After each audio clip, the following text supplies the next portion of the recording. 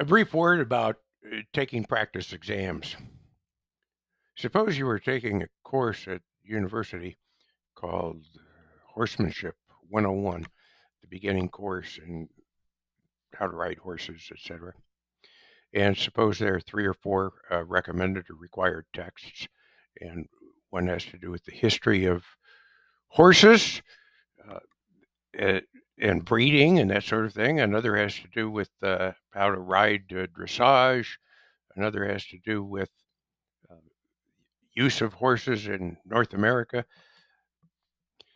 And you know from the beginning of the course that the final exam in the course will be partially written, but mostly this.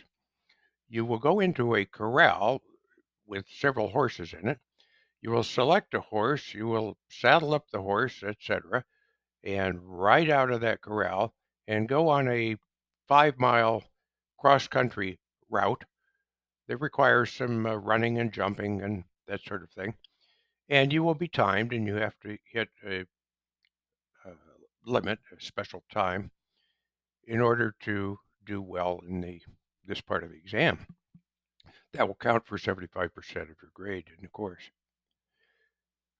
Let's say you start your study procedure at the beginning of the semester for that course, and you plan to read all of those books bit by bit over specific weeks of the course as you go along, and you'll have them all read.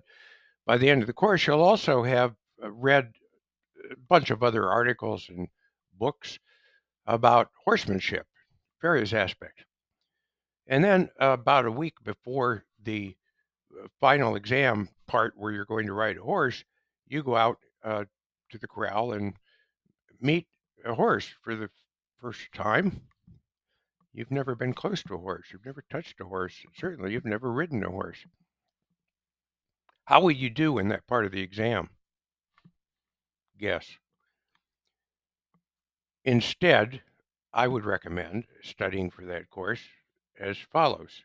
Do all the stuff I mentioned for the reading and written, the reading part. And then for the riding the horse part, I would suggest that you start off the first week and go out and look at the horses. Notice the differences in the different horses, the different genders of the horses, the different heights and markings and so on. Second day, you go out and stand at the edge of the corral outside and see if you can get a horse to come up to you and touch the horse. Third week, etc., etc. You get where I'm going with this. By week 6 or 7, you'll be riding the horse around the corral. By week 8 or 9, you'll be taking the horse out on long walks and maybe even galloping a little bit.